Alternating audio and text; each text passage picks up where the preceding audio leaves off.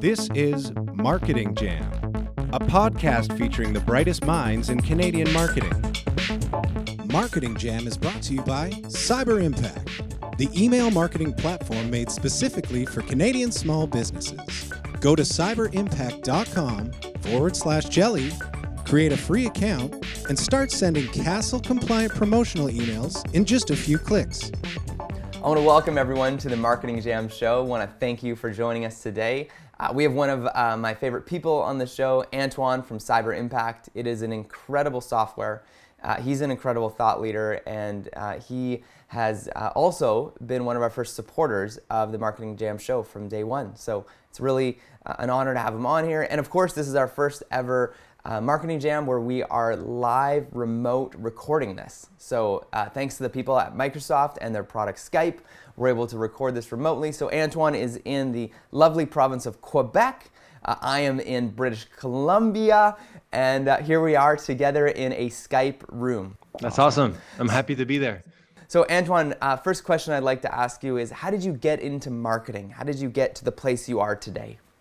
Yeah, it's kind of a funny story, or kind of a random route, I would say. I studied kinesiology at university, so nothing to do with marketing, really. The topic was really interesting, but when I stopped studying and I was looking at career path, I knew I didn't want to work in that field. I was also interested at that time in everything that had to do with business. And I had friends that were starting some businesses and that were in sales and all of that. So, you know what? They seem to do okay. They seem to be able to pay the bills and all that.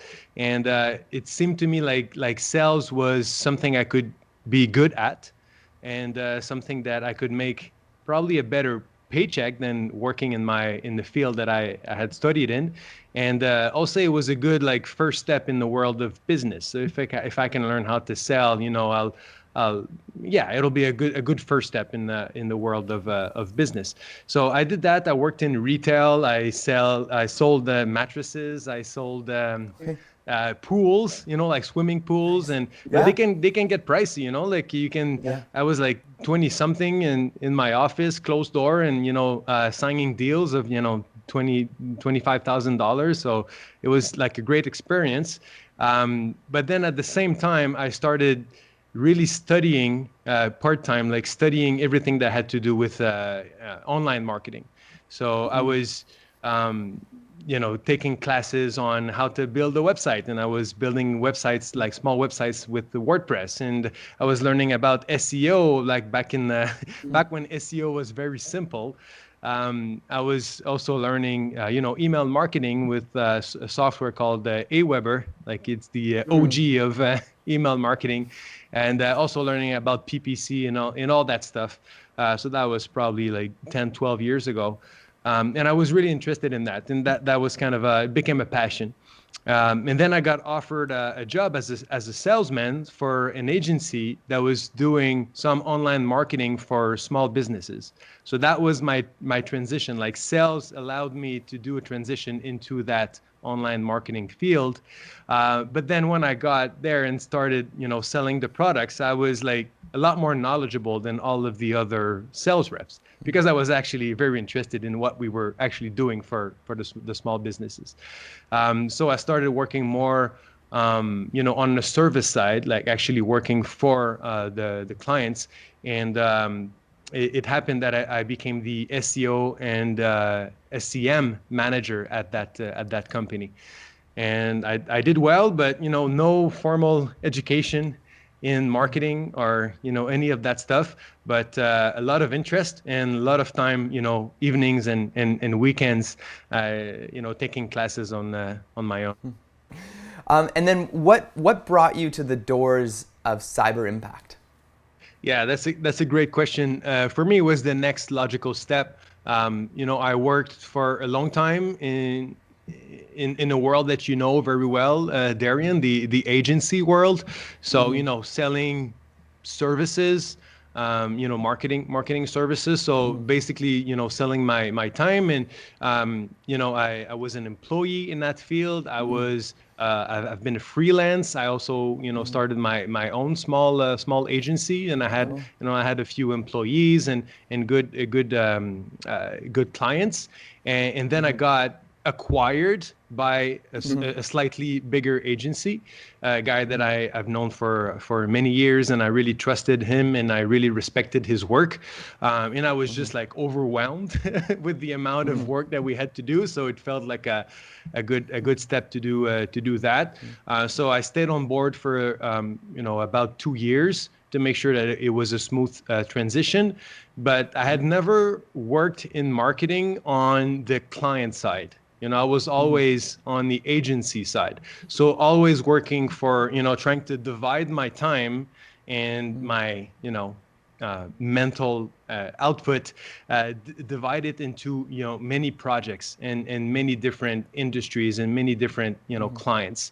And I was really, it was great for a time, but I was curious about what would it be if I could focus 100% of my energy, talent, and all of that towards one company, like growing one company. And at the same time, I got a call from a guy that I knew, that I've worked with, and he said, "Well, Cyberimpact. I had heard of them before, because they had been around for quite a few years." And he said, "Would you consider working full time for Cyberimpact?" It's like, oh my God, I never thought about that, but it feels like a great timing for me. And I gave him yes. I gave him a number, and the number was accepted. I met the two founders, and it was a great fit, because at the same time they also went through the same kind of thought process. Because Cyberimpact, the company behind Cyberimpact, is called Cyber Generation, and it's been in business for 20 years, something like that. Wow. And they were also an agency. They were doing more websites and software development, like custom apps and custom software for their clients. A little bit of marketing, but that was not their strength. But they were under the same kind of model, from project to project and handling a lot of different clients. But the first iteration of Cyberimpact, of what Cyberimpact is today, so it was a lot simpler, not many features, but it was a mass emailing tool for one of their customers that they developed that something like 12 years ago, but part of the deal is that they kept the IP, so they started offering the same software, the same service to all of their customers, and then word of mouth, and so it grew organically until the point where they said, well, what if we also focused 100% on our recurring model, which is always nice, and focusing on the product. What if we stopped accepting new clients for service work? So that's what they decided to do, and I had the same kind of thought process for my own career at the same time, and we both met the right people at the right time, and now they wanted someone running the marketing for Cyberimpact, the product, and not Cyber Generation, the agency. And that's what it felt like a great fit. It's awesome. So Antoine, one of my favorite questions: are you a iOS Apple guy, or are you a Android user, or BlackBerry? Maybe you're keeping it real. No, Android for a very long time. I've been using, Google's products for so long. Like, everything is connected to my Gmail, like, AdWords and, analytics and like everything. So it felt like more natural to go the Android route. Yeah. What are some of your favorite apps that you use on the regular? Yeah, I don't know if I'm the most tech savvy. I'm not like a early adapter. I don't think so. I like things that work and that that really improve my life.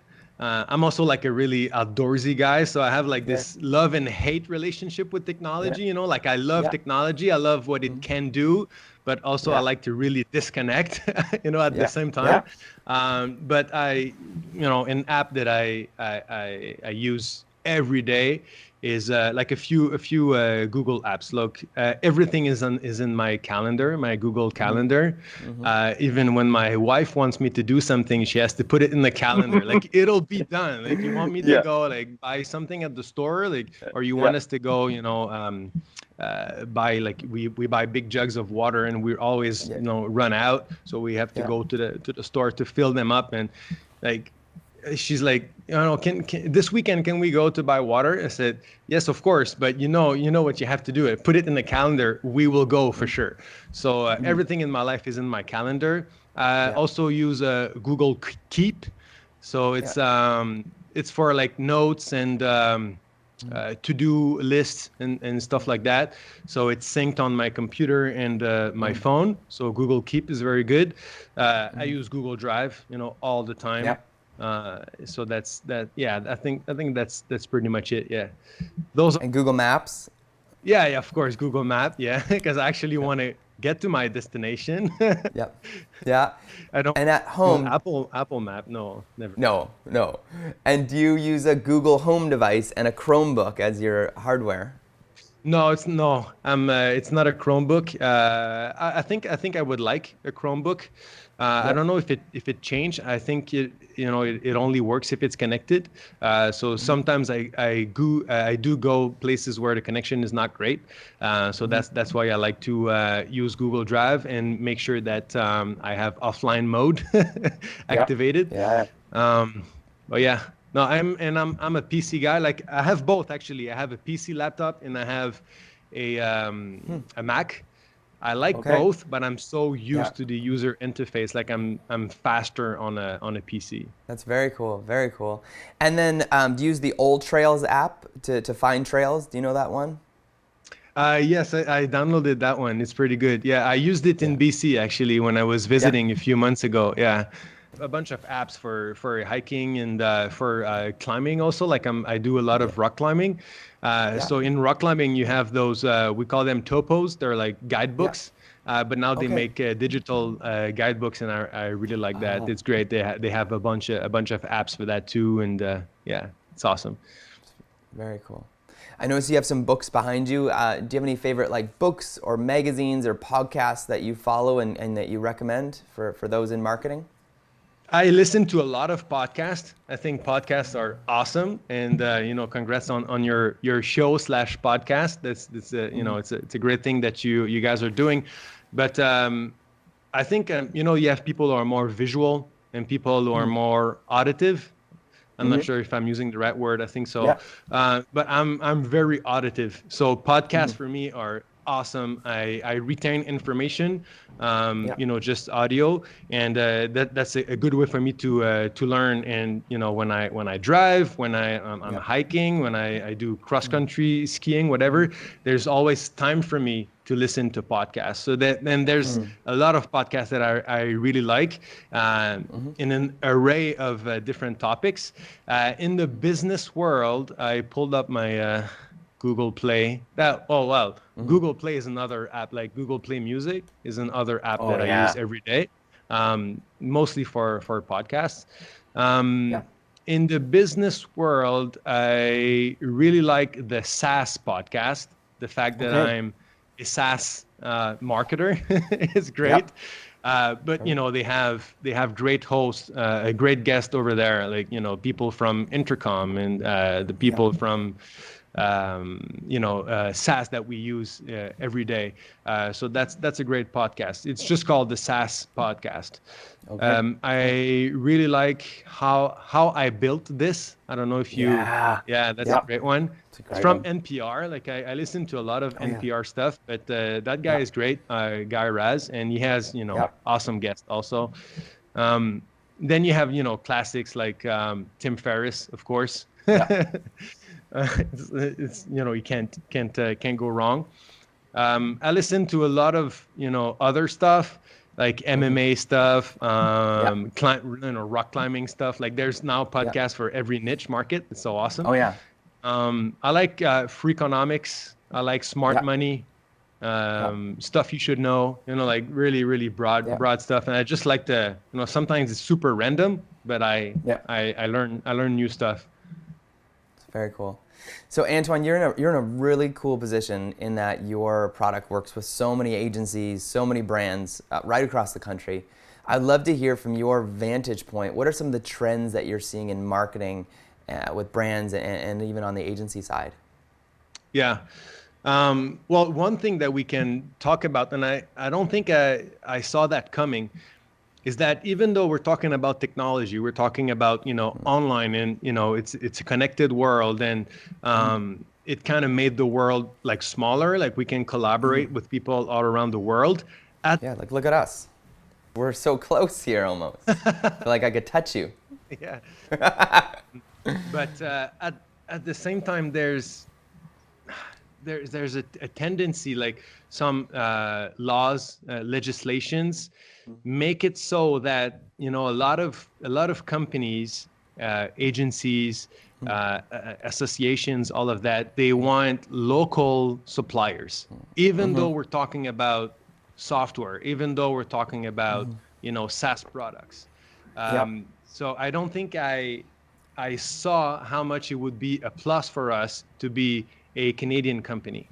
That's cool. Because of laws like CASL, like Canada's anti-spam law, because of the GDPR in Europe, there's a sense that we have to go back, like we expanded, we became one big world, but we're kind of coming back a little bit to our own region or our own country, and it became a huge opportunity for us. So that's something that really caught me by surprise. I don't know how I feel. I think it's probably like everything. There's a reaction now, like the elastic band expanded, and now it's coming back. And the best position is probably somewhere in the middle, because we do have to be worried about personal data and all that stuff. But the fact that we're Canadian, and I would never have thought that there would be a market for a Canada-based email marketing platform. Yeah, that's really cool. Yeah, but so that's one trend that caught me by surprise, and I think it's really there, and it's there in Europe also, and it's there in Australia, and it's there in Canada, probably in the United States also. So local solutions for local companies. Yeah. There's a lot of movement around the whole buy local, right? So, buy your food local, know where your food came from, know where your products come from, your clothing. So do you feel like a camaraderie then with like Hootsuite as a social media management tool based in Vancouver, Unbounce based in Vancouver? Like, do you feel that connection of like we're software based in Canada as a Canadian option? Yes, absolutely. Yeah. That's exactly our positioning. It's part of our positioning because, I mean, let's face it, we have a lot of competitions. We have a lot of players because it's not a novelty email marketing. There's some improvements. There's always improvements. Always, it's always evolving. But as a whole, it's not a new industry. It's not a new category. It's pretty it's pretty old and it's established. So it's easy to be like just a commodity, like oh well, it doesn't really matter if you use Cyberimpact or someone else. But so yes, we have to find ways to be different. But the fact that we have like local servers and all the emails are sent from Canada, and we're better with CASL and all of that, it became for a lot of organizations, like we have we have a lot of clients and customers, and we're growing, so that became almost like enough of a reason to choose an option like Cyberimpact. So I think it's true in all kinds of industries and all kinds of categories for sure. So would you say then, like factually speaking, if I have an organization with some pretty sensitive data, whether I'm a university, a bank, or whatever I am, even I sell cat sweaters, and I've chosen to use an email software that maybe the mascot is, say, a llama or a monkey or some other animal. that's based out of the US, would my contacts and the information be stored in the USA? Uh-huh. Okay, interesting. Even though I'm a Canadian organization. Oh yeah. No, of course. Yeah, I mean, some companies, like, you know, big companies. We were having that discussion yesterday. We were talking about, you know, cloud options, like, you know, SaaS software. They will often go with Amazon or like, you know, Google for their for the cloud. So, and I ask, is there like a Canadian option if you go with Amazon? Apparently there is, or it's starting to be something that they offer. So, you know, big worldwide organizations, they will become more spread out and not just in the US. But for most of your software, most of the SaaS that you're using every day, you can't call them and say, I want all of my customers' data to be hosted in Canada. You know, that's not something that's available. So just do your research, you know, and make your choices accordingly. But yeah, of course, if you know, if most of your customers are in Canada and they want to know where their data is stored, and they, you know, people are more and more sensitive about that, and they will ask you questions about that. So yeah, maybe you should consider, you know, going with the Canadian option. Yeah. One trend that we're seeing, where reaching people organically through Facebook, Twitter, and other social media methods is becoming a lower and lower percentage of people being reached and touched. So what we're seeing a trend is, and what we're slowly seeing is, people are starting to realize the value of collecting email addresses and the value of having an email address. Can you speak to that, the difference between growing a social following versus growing an email list?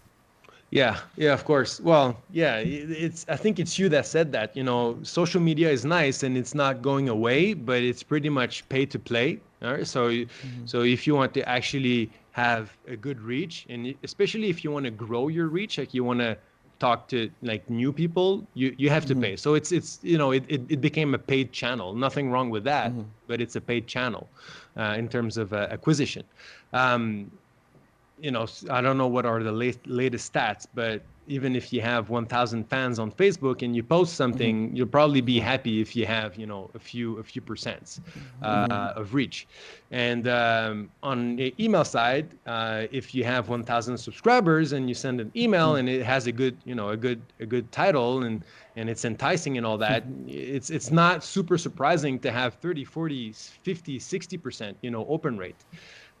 So I know it's probably harder, or there's a perception that it's harder to get emails, but I think it still makes sense. Like it was the case. I told you when I was starting to learn about email marketing, it was like 12 years ago, and we're all like, it was only like the internet marketers, you know, the people who were selling ebooks and stuff that were using Aweber and that those type of products, but it's still very relevant today. Like we thought social media would kill email. It's not the case. They go hand in hand, and it makes sense to invest money, time, and effort into building an email list. Like, be on social media, be there, but send some of the traffic back to your website, and have some people fill out forms, you know, whether, and you have to give, you know, it's content marketing 101, but give something. Like maybe you give away an ebook. It's maybe you give away an online course, like a series of videos, and people have to opt in through email. If you have like a physical presence, like, you know, ask for the email address, but do it in an enticing way. Do you want to be part of the VIP club? Oh, what's that? Oh, you give us your email address and we'll send you, you know, coupons and information that is not found anywhere else. You know, you have to make it, you know, appealing. But yeah, I think it's really worth it to build your email address, your email list. Like, email is probably the best way to share your content. You know, content can be articles, but content is more and more video. I think you guys at Jelly, you do a lot of video for your clients and for your own brand. And yes, of course, you're going to publish that on social media, but you're still going to let your fans know about that through email. And I'm actually like shooting a tutorial today on how to include a video directly into your emails, so that some of your subscribers will be able to just open the email, click the play button, and the email will the video will play directly in their email inbox. Versus jumping to YouTube. Yes, exactly. So that's pretty cool, and that's one of the trends that I think we will see that more and more in 2019 and so on, because it's all done through HTML5.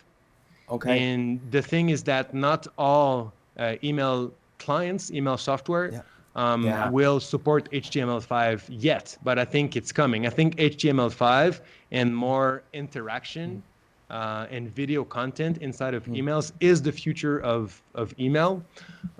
So that means like videos, that means, like maybe forms that people can fill out directly in the email. It means menus and stuff like that. So yeah, more interactivity inside of the email.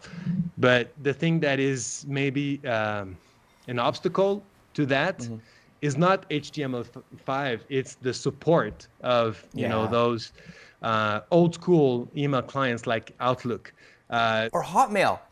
Outlook, right? I was yesterday in our office.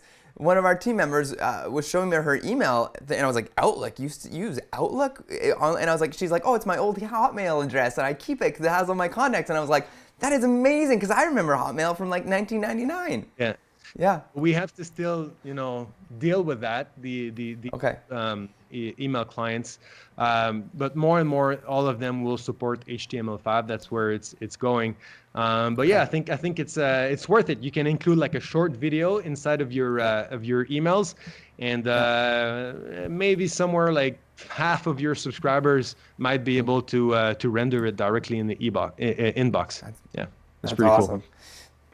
So Antoine, let's say I'm a brand or I'm an agency, and my client or my brand has got like 10, 20, 30% open rate, and I want to get it up another 10% open rate. So that's my first question. What's the trick to getting more opens? And then my next question is, my click rate is like 10% click rate. How do I get another 5% of click rate? So I want to up my open rate and I want to up my click rate. What's your tips on those two things? Well, the click rate, or no, not the click rate, the open rate will pretty much be all about your subject line. Okay. So we want to keep it short subject line, because a lot of people are using their mobile phones, obviously, and a long subject line will be truncated. So it has to, grabs people attention. And it's also, I would have to look at, what are you sending? Are you only sending, sales messages? It might be good sometimes, but if I'm not in the buying mood, it won't be enough. Like, are you sharing like interesting content with me, like how-tos, or help me discover something, or help me laugh? It's basically it's something useful, something entertaining, or a sales message. But you have to not alternate between the three and dose everything. But short, enticing titles. You can also make sure that you make use of the preview text. So it'll be the line of text that you can preview. So sometimes by default it's like the first sentence of your email. So if that's what it is, that, make sure that it's something really enticing. Maybe it's a question, it might be something like that. Cool. Also the name, like what name is it? I see sometimes it's like info at something something. It's better if it's Darian at jelly, something like that. And you can A/B test those type of things, and sometimes just a matter of, what's that? But sometimes I see people going too far in that direction. Like it's a really enticing title, but then it's a trickery. They trick you into clicking. So then the problem is that you're increasing your open rate, but then your click rate will be will be down, will be bad, because it still has to match expectations. When it comes to click rate, make sure that people have a reason to click. Like I see sometimes people giving too much away in the email. Like basically the email will be a very long email with like the whole article or something is in there. Okay. It's okay if that's your goal, if you want people to read what you have to say now. But if you want people to go back to your website, then maybe just an extract and then a big button to go read what's next, or to claim the offer, or to watch the video like we just said. And urgency is good too, if it's true, right? If there is only 2 spots left, make sure to say it. But it has to be true. Don't say there's 2 spots left and take 200. So, Antoine, I have a question. I've run into people all the time who are bought into Constant Contact or are using the MailChimp, which I think it's okay for us to jump right in there and talk about these. What would you say as a Canadian SaaS product? What would you say, like in a concise way, to people who are using Constant Contact, using MailChimp, because it's just what they found online? It's kind of the majority of the email service providers. What would you say to them is like, why should you switch to Cyberimpact straight from the source? Yeah, thanks for giving me that opportunity. I actually have a little story to tell you about Constant Contact, and I don't want to badmouth any of the competitors. I mean, they're great products, but it's a customer of ours that told me that exact thing. The thing is, I think Constant Contact completely missed the mark when it came to dealing with CASL, Canada's anti-spam law. Basically, overnight, they said you cannot email people towards whom you don't have an express consent, even though you might have a valid implied consent. Like those people can be your customers, like active customers. You do have the right to email them.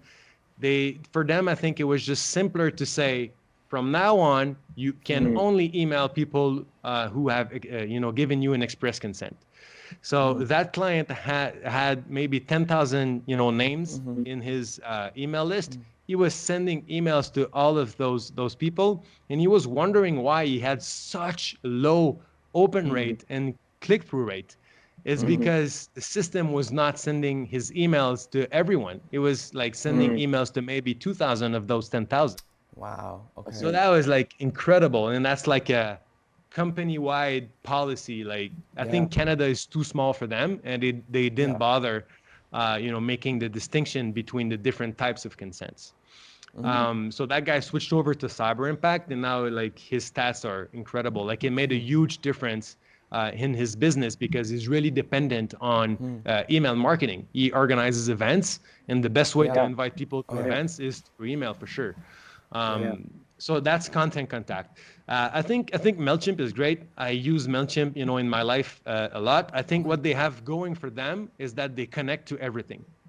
So if you have a Shopify website, if you have like any app that you use online, if there's a possibility of connecting it to an email software, like their default or their like built-in integration will be with MailChimp. So that's why a lot of people start using MailChimp. And if it works for you, great. If you you're a small organization or you're like a freelancer or something, you're just getting started, they have a great free offer. So I gotta give it to them.